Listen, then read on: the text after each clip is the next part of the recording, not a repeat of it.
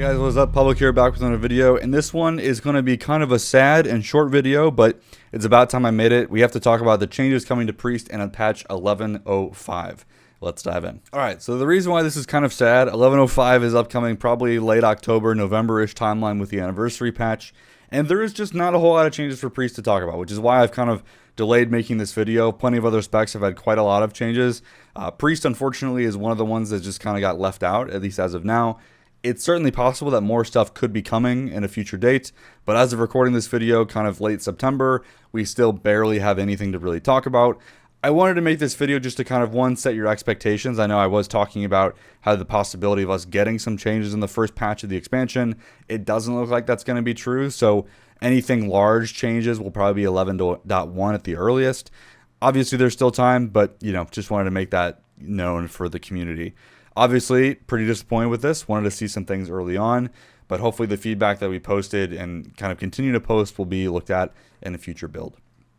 Now, that being said, I didn't just make this video to pout. There are some cool changes that I wanted to talk about that will be fun to play with in 11.05 on your Shadow Priest. So kind of go through the list here. We do have some minor stuff like Powered Fortitude now costs a little bit less mana. Sure, cool. The big one for us, though, is actually as an Archon Priest. So Sustained Potency has been updated. It now also pauses the duration of Apotheosis, Dark Ascension, or Void Form for up to 20 seconds while out of combat or affected by a loss of control effect.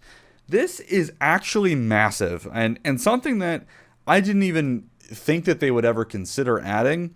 It's a really cool effect, and actually something I'm kind of surprised it didn't end up coming in baseline, but I guess they didn't want every Shadow Priest to have this, is I guess the idea.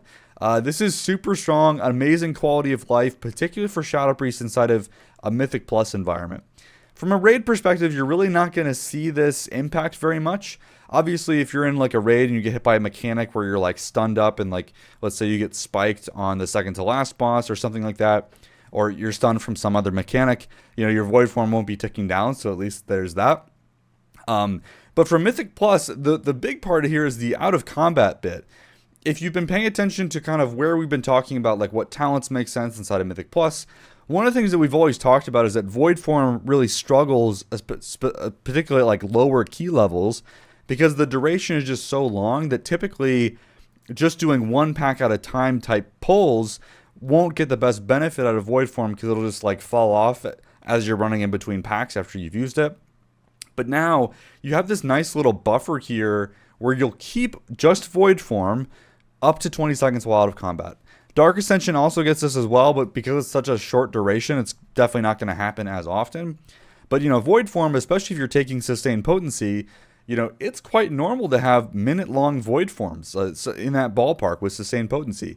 So now you're kind of getting an extra little bit here where you're kind of accounting for some of the movement between packs.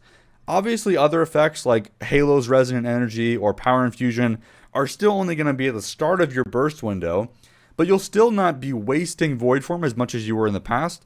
And this by itself, in my opinion, will just make Sustained Potency the default pick everywhere. We were already taking this inside of rating. Early stuff, even when I was showing, I've been doing more detailed analysis when it comes to talent choice in Mythic Plus, and I have been seeing that even before this change, that Sustained Potency has started to become very competitive with Energy Compression. I know before we were kind of like, well, Energy Compression with the AoE does really well in dungeons, but honestly with Sustained Potency and with this change in particular, you're always going to get good value out of the talent, especially on big tyrannical bosses, of course, and the out of combat effect just makes this a massive quality of life effect, so very excited for this. I will say, unfortunately, if you're not playing Archon, you're not playing Sustained Potency, you do not get this benefit. I did make a feedback post saying, hey, I love this. Can we just get it baseline or something? Because if you're playing Void Weaver, you're not going to get this benefit at all, which definitely feels kind of sad. So, all right, so just to kind of show you what Sustained Potency looks like when you're actually pausing and how that mechanic works. So if you're fighting a bunch of mobs and you press Void Eruption here, you're going to start the Void Form buff, and then you see immediately goes with no duration, kind of indicating that it's been paused. Now, if you re-enter combat with something, the duration will start ticking down again, right? You'll start to lose that duration. But then again, if you leave combat, eventually it'll pause. So this effect will continue to work, and you can kind of get a little bit more out of this. The important thing to note is that eventually, when the 20 seconds expires, you will it'll start ticking down again. So it is quite a long duration, so you have quite a long time to get between packs. Now, the key here, though, is that 20 seconds is fixed. You see, I've now left combat again, but I don't get the pause. The 20 seconds is capped for that singular cast of the spell. So for Void Eruption, even if you go in and out of combat a few times, you can only cap up to 20 seconds per cast of the spell. Same goes for Dark Ascension. There are a couple other things as well. It seems like they're trying to fix some issues with Power Surge not firing while you're CC'd. We'll see how this works out. There are a couple bugs with this that might be related. If you weren't aware, on the last boss of Necrotic Wake, if you get picked to go into the down phase to kill the ad, and you have halos pulsing out as that's happening, it can actually like pause the movement and like really break the game. So I'm like fingers crossing that this might fix that as well. Also, there's some holy changes as well. We do have some other stuff for Void Weaver that mostly just kind of, bug fixes or display changes. So Entropic Rift now has a hostile variant for PvP combat, so you can differentiate them. And it now displays a low noise version for your allies instead of being completely invisible. So I think this was particularly relevant inside of raiding, because obviously you do kind of care about where this guy is if you're trying to optimize for damage. Not that I think many people are going to pull around it, but it is definitely there.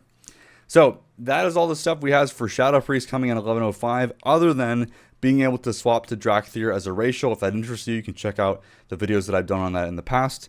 But for the moment, that's all we have for this patch. I know I was looking forward to doing a little bit more analysis, but that is all that we have.